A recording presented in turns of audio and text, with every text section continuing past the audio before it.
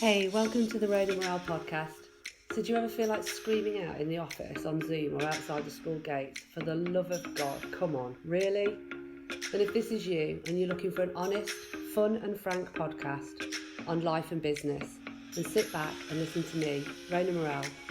I'll be bringing great people on the show to talk, share, and debate their life experiences and business challenges, keeping the show unpolished, but in a fun and unique British style, with sarcasm, tenacity, or maybe a few swear words or tears. This podcast keeps it real, honest, raw, and removes the bullshit in the only way I know how, through authenticity and getting shit done. Think of it less like the Housewives of New York or Towie with the lipo and drama, and more like the house lives of the real world. I hope you'll take something away to be better informed, laugh, smile, or maybe even finally getting the confidence to shout, come on really. So enjoy.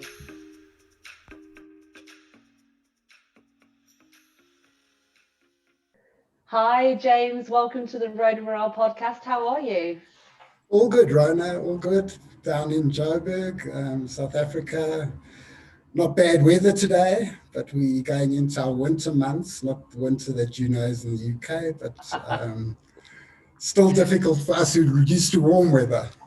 Okay, don't rub it in. We're in the beginning of May, start of our summer, and actually it's really, really quite cold at the moment. I don't know what's going on, but listen, huge welcome to the show, and I'm delighted to have you on today. And normally at this point, I do an intro to my guest, and you know what? For the first time ever, I'm going to hand it over to you because I feel like whatever I do or say in this moment will just not do you justice. And you have got such an incredibly profound background that it would be great to hear it from you and where your journey started. And this session will be all about kind of that, your life story. And I definitely know we'll be doing a couple of more podcasts. So James, very much welcome. And please introduce yourself to the listeners. Okay, so I'm James Urdang. I've actually been involved now with Education Africa for over 30 years, so it's a large part of my life and a very important part of my life. But it also goes back to the days that I came to this planet in the mid-60s. And I was born with ADHD and I was born with severe dyslexia. Mm-hmm. So I went to main schooling and I then was pulled out after the first year because I couldn't read or write.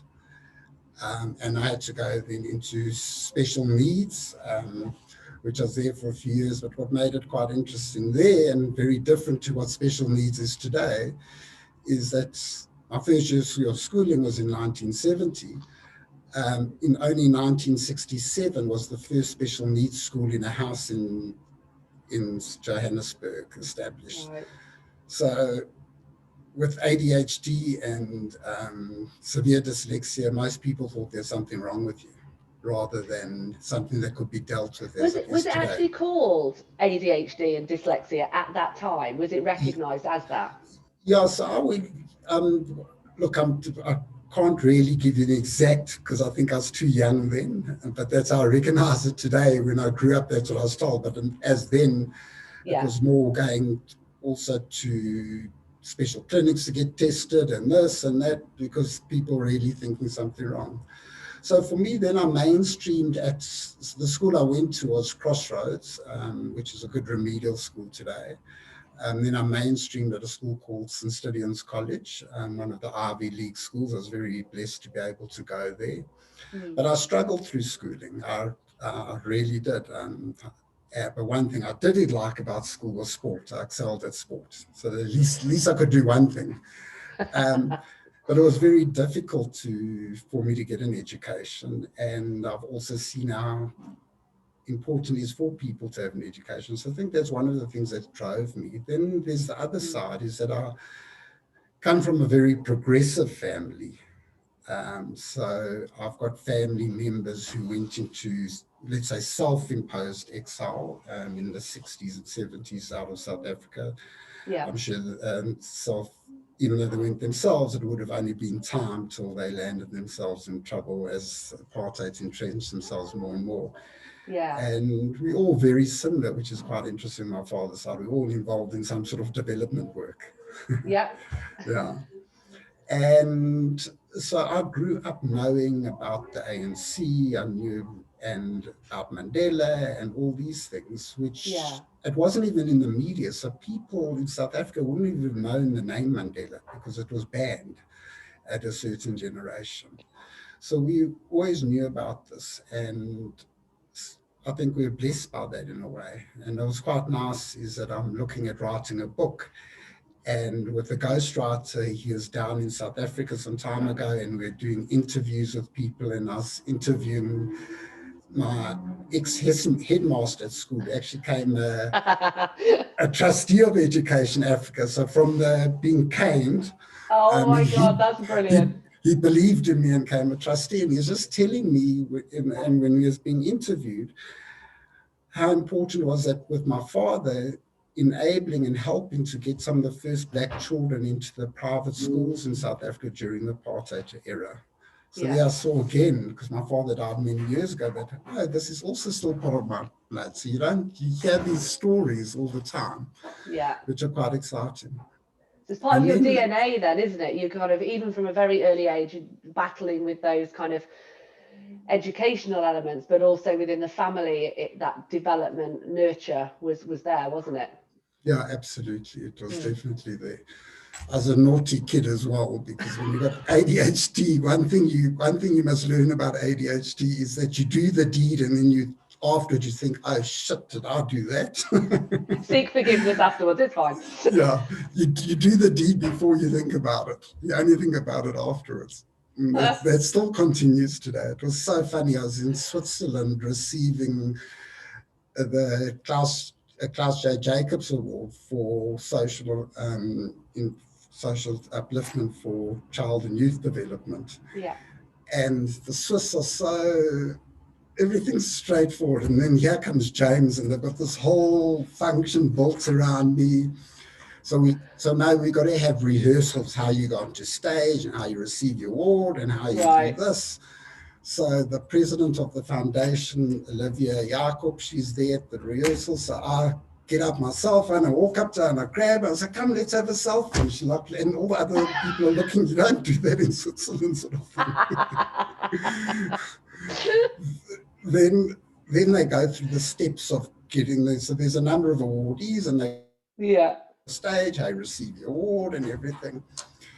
So then they also had a video of the work we do, and they had of the other recipients as well.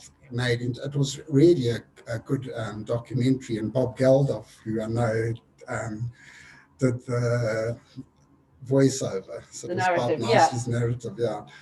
So my piece that came on, the Swiss clapped. And apparently it's very unusual, but during this documentary, they started clapping, and that was for me. So I thought that really got James going. Oh, brilliant. So when they started calling up for the awards, everything had gone out the one side. You were high-fiving them as you went up. So I didn't go walk up the stairs. I jumped onto the stage and I grabbed my award and I was going like this. And Lavinia, she's knocking me on the shoulder saying, James, I'm supposed to give that to you. I said, oh, sorry. And that's where you do things and then you forget, and afterwards you think, Yeah, but oh, you did know I what? just... That's like you say, that's real, and it's part of what's made you you, and that should never be changed. Yeah. So you've now mentioned this award. It'd be really helpful. You know, this isn't something anybody just gets. So do you want to tell us a little bit more about what the award recognises? So the Klaus J. Jacobs Awards is one of the top Swiss awards from the Swiss Foundation, and it recognizes child and youth development innovation within there.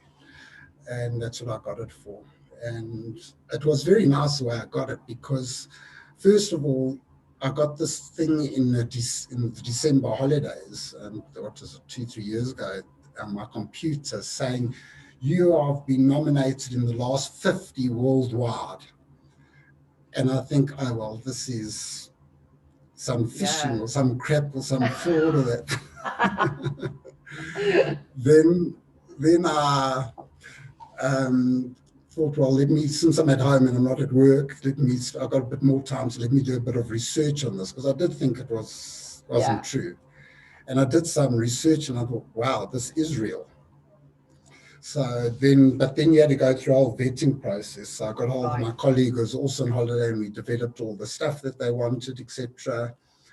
And end of March, I think it was, end of February or March, they had to then say to you in the final 30, I think it was. Okay. And I didn't hear from them. And then a week later, they sent a thing saying, "You through." So I really think it Amazing. was dead and gone. Then they came down to film, and it was a wonderful time of my life, and I was spoilt and fun. But I've also won for our province the Premier Leadership Award for leadership in the province. Amazing. Yeah, for And the so work I do. let's fill the listeners in then. So as a young child growing up and kind of having that nurture around you, to kind of having this accolade at the end, and you continue to be recognised. What has been your driving passion about finding and founding Education Africa? What's the principles behind it? It sounds a bit of a tall story, but I always said there's two things I'm going to do. I'm going to be a millionaire, and from that I'm going to build a school. It was a childhood dream. Yeah. Now, no kids dream of that. So I failed at being a millionaire. So we're still working on that one, maybe in Zimbabwe dollars or something. But I have achieved in building schools and changing lives, and really in the tens of thousands, and impacting over 1 million children and giving them opportunities in South Africa. And so, yeah, so it's about dreams and living out those dreams and making them happen. And so And how many children from and all the children that go through the schools and the programs would you say are kind of underprivileged or wouldn't have had that fair shot or chance? that's all we tackle. So we tackle the poor of the poor and people who wouldn't have a fair chance of getting a quality education, and which makes it a very difficult business model. I think if you talk to a businessman, they'll think, how do you get into a business model like that everything's got to be free? Yeah. Because they can't afford to pay. So you got to understand there's no payment. When you're sitting at South Africa where a child grant is around 430 Rand a month, what's it, 22 pounds, Yeah. you can't really feed yourself from that. And yet you've got to buy school books and school uniforms and get to school. So 61%, I was reading the other day, of South Africans live in poverty below the breadline at the moment. Yeah. It's a huge discrepancy. And even to get a good education as a black child today, it's still about beating the odds. And it shouldn't be Yeah. about that. No. Beating the system, beating the odds. It's not about that, and it is. And it's It like shouldn't that be about that. unfair advantage that you've got to fight that extra bit harder just to get to that level playing field, and then you've got the next level in life out there in the world to then beat the odds. What do you think? You had this childhood dream of making 1 million and building a school. Okay, so one out of two isn't bad. What was the defining point that got you to I'm building a school and this school is going to focus purely on underprivileged children? Because it was interesting when I started education. If it's really back in '89, I started working on the idea. I only registered in February 1992. Mm. But also then it was very difficult in registering non-profit organizations because of the apartheid regime, but at least we're going through that transformation. Yeah. But the school that I went to, St. Stidians, they started a school in the Lowveld, which I twinned with, called Penryn College. And one of the old boys gave me a call and said, James, I know you're starting this in Education Africa, but we need some help there. Can you help? So it'll be a win-win. They knew that I had political connections, Yeah. which they didn't take advantage of, but I think it was something that I felt comfortable in sharing because it was for the betterment of kids. Yeah. So going back to that, the political connections, I was actually mentored by the late Walter Sisulu, who was the mentor to Nelson Mandela. And if you look at my desk, I've got my family and I've got Walter's picture sitting there Yeah. very proudly, Incredible. Tata Sisulu, Father Sisulu. And so I had a journey with him from 1991 to his passing in 2003, Yeah. including traveling around the country or going overseas. And he really, I think he helped mold me into the person I am today. Yeah. And really from that getting involved at Penryn, one thing that I learned that if you can use a school with the expertise to help a new school or disadvantaged school and share those skills, that works. So it Yeah. started all about twinning. And I was on television the one morning and talking about education, and happened this chap Thomas Silk was happened to be watching. He was the GM of Austrian Airlines in South Africa in the Right. mid-90s, and his dad happened to be the mayor of Vienna. And Thomas phoned me and said they come see me. They want to build the school, and I didn't even have still Yeah. Yeah. obviously young and whatever. And so I quickly went running off to Tata Sisulu, and I said, these guys from Austria want to come build the school, and they want to build it a park build, but they want to do something in Soweto. And so Tata Sisulu said to me, not Soweto. He said, I want to take you to a place called Orange Farm where there's really nothing. So I Right. said, but Tata, they want to come to Soweto. So he says, well, make a deal that they come visit Soweto and they come visit Orange Farm, and then they can make their decision. And Yeah. they Fair came enough. down to South Africa and they saw Soweto had and Orange Farm hasn't. And we've built a school there that today's got 1,300 children. It Wow. has 100% pass rate. It has university entrances. It's a poor school in the heart of a poor community. Yeah. And we're going through a process now of how to move it towards a STEM school of Wow. excellence. Yeah.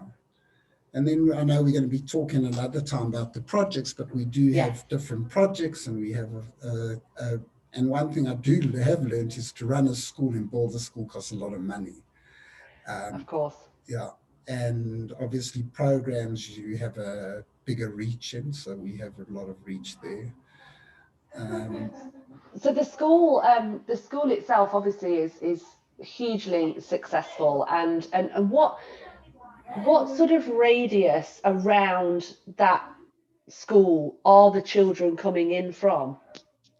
So it's quite interesting. So they're mainly from the immediate radius. So, like, we had someone talking to us the other day saying they're interested in supporting scholarships at the school.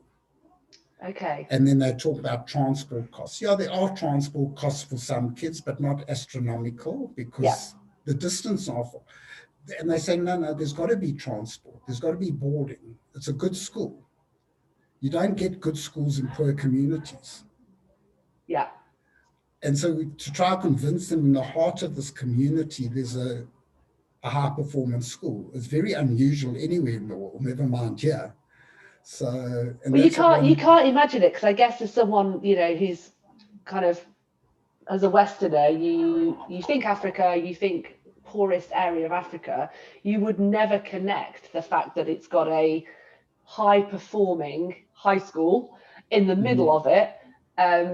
It's, I mean, even I, as I got to know you and Education Africa, I feel like I need to go and see it, because it's just like, how does that happen? And then how does, well, it happens because you made it happen, but but then it's like, what is the knock-on impact of that, around the community? I mean, how many years has that school been going? 25 years. 25 years. So that's a lot of students that have come out of that program. You must have some incredible But let me tell stories you of that success. The stress at the beginning, and we still go through our stresses, but I still remember we built this hall with these 4 classrooms on, and to start, and we had 14 kids, 14 kids. I was thinking, what have we done? What have I got myself into? And was that because people didn't trust you? They didn't want their children to go there? Why could you only get... Because we were starting a school from scratch. Yeah. So it was really that first year, and it's built up, and we've got wonderful partners in St. John's College bringing the educational excellence to the school, and I think that's an important component because they've been top leading South African schools sharing their educational expertise, been very favourable while we do get good results. And so it's about, I think projects about partnership in these poorer communities. I think you fail to a certain extent if you think you can do things alone all the time. Yeah. It's about bringing people together, doing the best. And I mean, we're big in teacher training for early childhood development teachers. We're the biggest trainers in marimbas on the African continent, and I think in the world. Yeah. We've got our Sounds of Celebration concert coming up in a little over 2 weeks. And we one organization that's not scared by innovation. And South Africa went into this hard lockdown last March, and the hardest one in the world, which I thought was a bit silly, but anyway, you've got a population that what they earn today feeds their family tonight and tomorrow. 2 days later, they're starving. Yeah. And I've seen the horrors of what the lockdowns caused, and being in feeding programs during level 5 where you had to get around with a permit. It's just nonsensical. Yeah. I've never been in favor of it. I've been in favor of educating people, enforcing social distancing, enforcing wearing of masks, etc. Even the school in Orange Farm, when we were allowed to open, we opened a week before other schools in the country. And apparently we are the only school in the whole country that managed to stay open for the rest of the year. And how do you think you manage that? Schools should be a safe haven for learners and educators. Yeah. So yes, we have the social distancing with the kids coming alternate days to school. Okay, But we have strong social distancing and education around it, and sanitizing and cleaning the school every day. And we've had cases of COVID. We've had 7 learners and we've 4 educators, but through contact tracing, none of them got them at the school. Now that's saying something. No, that's an incredible success. And was as part of that in the school, were you given access to testing for the students? So I know here in the UK that the kids have to test themselves twice a week, and was that ever part of the success? No, that doesn't happen in South Africa. So you can get tested if you've got symptoms. Yeah. So you can't. It's very difficult to get randomly tested. Yeah. No, here this kind of third time round, the secondary schools are given tests, and they have to do them twice a week at home. But so, I guess as an NGO and as your supporters, then I guess it's been really hard this year, because obviously everything you do around fundraising, you've had to cancel. Obviously, I know the children in schools, you stayed open, and then you've had COVID on top of that with all of that. So what's been the hardest thing for you in the last sort of 12 months that you've had to overcome? Well, there's 2 things. One, which wasn't too hard because that's fun and exciting, and that's what we love doing, is innovating. So we were forced to innovate. So we created very quickly blended learning for our ECD and marimbas. Also utilizing ICT platforms. We also learned a lot there that how much you can do in a developing country, because yes, people might have smartphones, but they've got limited memory. So there's very little you can do in it. Data is expensive. Electricity for charging isn't can be a challenge. So you got Yeah. all these things, but we did it, and we won the first training again. But our biggest challenge is what has really happened to us is that we've had no events. Events No. substitute our central funding. And if it wasn't for one kind person in this world just kept our doors open, we would have closed. We've had That's to shocking. cancel 12 major events, which would be flying. And we are having an event on the 23rd of May, our Sounds of Celebration concert, and that's also part of And innovation. you've also had to innovate with that, haven't you? Because although this is kind of the eighth one that you'll be doing, actually through the innovation of having to go online and digital, you're effectively going to have access to a global footprint, whereas before might have been more restricted to Africa. Correct. So what also happened to us, which got our thinking going, is that we normally have a marimba and steel pan festival, live festival every year, and we have 2,000 musicians participating. It's the biggest of its kind in the world. And that had to be put on ice. So we took that online and on a virtual platform. And CNN was so impressed that they did a documentary on it, which was shown in Incredible. January. And that said, okay, well, now we're going to make this work. And you realize that you can take something global. It's not about only viewership, but participants. And the technologies that you can do with collabing. I mean, we've got the Vienna Boys Choir performing with our Masambani Marimba band, our school marimba band. And you'll hear it on the night and see it on the night, but it's mind-boggling. You'd think they're playing together. Yeah, no, I have my ticket for the 20th, and for anyone who's listening in the UK, it's literally like £4.60 or something. It's ridiculously cheap. But just an incredible, like you say, the collaboration between, you've got Grammy Award nominees getting involved, Lady Smith. There's just a ton of people, and it's really exciting. And I think I'm hoping in a way for you guys that because of COVID and the way you've had to innovate will not only help you reach kind of that global footprint going forward from now on, but also with a lot of the lessons that you've had to learn around delivering programs and teacher training, with the limitations of tech, how you can maybe get and do more across Africa in the coming years with overcoming those challenges. Yeah, so we're definitely looking at that, and we've actually developed a proposal, been researching over quite a long period of time now around our Teach the Teacher program at NQF Level 4, which we're training certified teachers for preschools.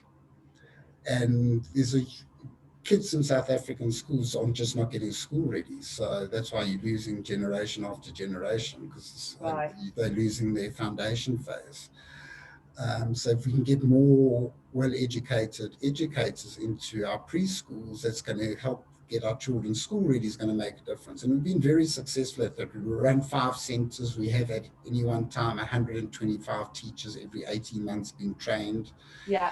And we said, well, let's look at skills training. And we've got a partnership, as I said, partnerships with 2 other nonprofits, and I believe we can change ECD training on the continent in a very big way. And the technologies you can use, and people say, but how would you be able to use this in the middle of Congo? We know how to do it. We really do. And in fact, our collaboration, if you look at myself and the other 2 organizations, lead people, between us, we've got over 100 years of ECD experience. Exactly. And actually you talk, and I think it's so important, isn't it, when you talk about making something happen, it is about collaboration and just the sheer tenacity of you as an individual. And I'm sure the others are the same, that if you're told you can't do something, by God, you'll find a way and you will make it happen. Out of interest, actually, of the 14 children that first attended the school, do you keep in touch, or do you kind of know where they are or what they're doing? So we know we've got it, the alumni base isn't that strong, which we're building at the school, but I do know we've got students, for example, who are actuaries today, or lawyers, who accountants in different fields. In fact, a lot have become teachers, which is wonderful as well. So they themselves can be educators. So it's got a good pull. what keeps you, 30 years you've been doing this, and for anyone who works in that NGO space knows how bloody hard that is, because you are constantly relying on, being innovative, driving funds, goodwill. What keeps you going constantly? ADHD. Great, let's get more people out there with ADHD.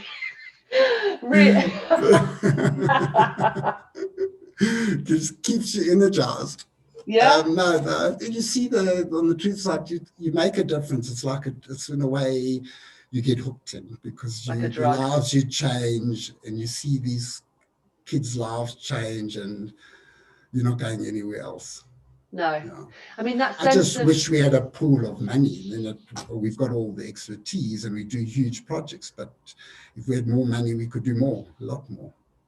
yeah, and I guess it's one of those things that, for the listeners, I'm going to be working with James in the UK, hopefully helping to support Education Africa, because for me, there's always been that love of Africa for starters, and the people, and have been there a lot, but also that desire that it's so unfair across the globe that we have this split and divide on who gets what opportunity when, and be that around the human passion, but also in the climate space, and this, when I, obviously when I met you, and everything that you're doing, I couldn't not, get involved in Education Africa. So I think, but what's frustrating for me is that it is required to have so many people and energy on goodwill and fundraising, when you know that there's so much money out there in the world. Look, I think what's important for everybody, and I think for yourself as well, Ryan, and yeah, welcome to the Education family and team, and I'm sure you're going to have fun, is that the one challenge is that people come and go, and that's throughout the sector. Or you have a company that's funding you, and then they have a change in their CSR policy, and you let go. And so there's always challenges, but we can't do it without everybody. So with Rowan on board, you're going to play your piece and do your thing that's going to enable us to do the work on the ground. And that's important. So I get so frustrated when someone says, I can't do much. Like, I try to help one person, and it's so difficult. I said, but if you help one person, you know what, you're changing the world. Yeah, because I guess, you know what, you never know what that one person will go on to achieve in life.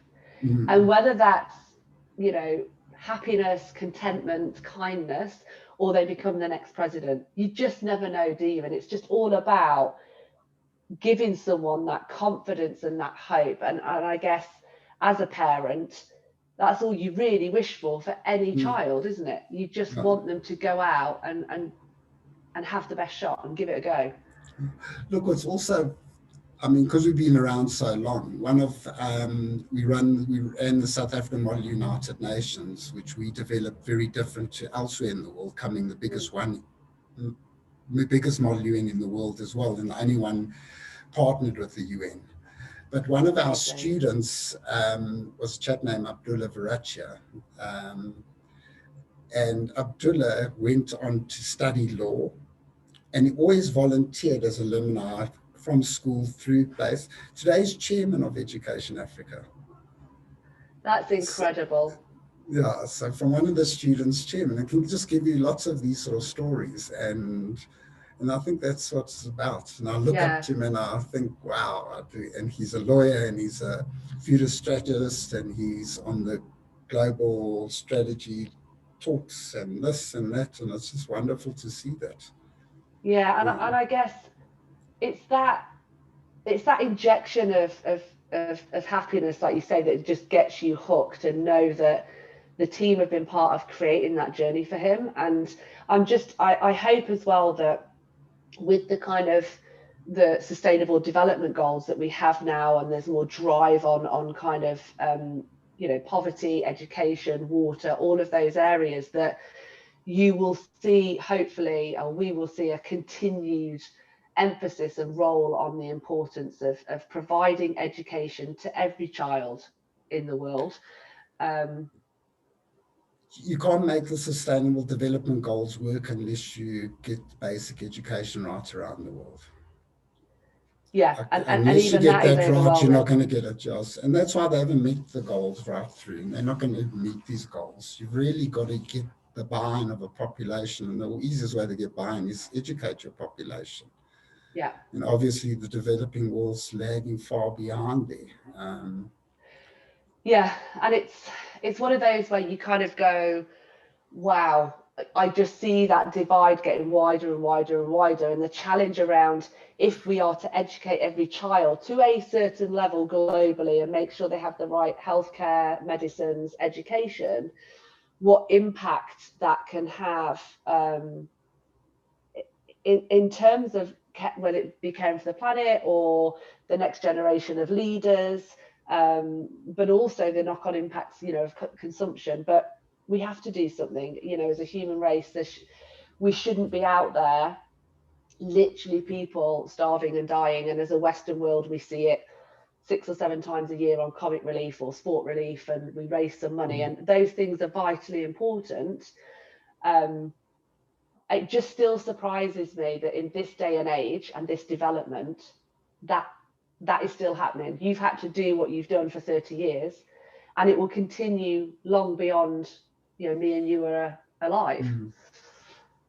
I hope so. And that's one of my dreams with Education Africa, and something that Deloitte's in the strategy with us is that we've got to develop an endowment fund. So Education Africa can be here for generations to come. And it'll always do good work if we can do that endowment. So why reinvent the wheel? Invest in Education Africa and make a real difference. But I do believe what you're saying around education, especially also in our foundation phase, across the continent, we've got to get it right. Yeah. And as I said, we've been working on our social franchise research and proposal to be able to scale ECD in a very major way. And we finished that. Now it's about getting the funding. Yeah. And to fund something like that, the research and the development of all the stuff required is not very much.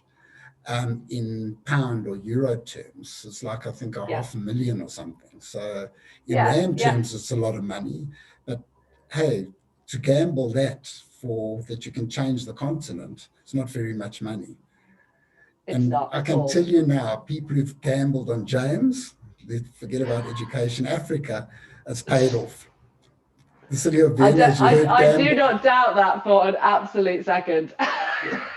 As I said, the city of Vienna, this young guy with no clue, and they gave me this money to build a school, and I built the school, and look at it today. There's a chap named Miles Jaffet. He's from Hollard, they originally, and by the Eindhoven group and that, and they're really innovative and entrepreneurial.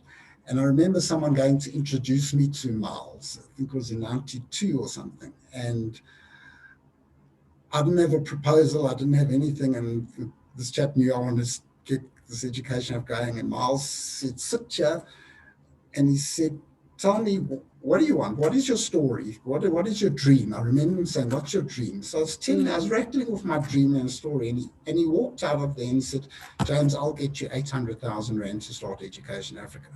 Never been an agreement, never anything, just a handshake. Yeah. And look at it today.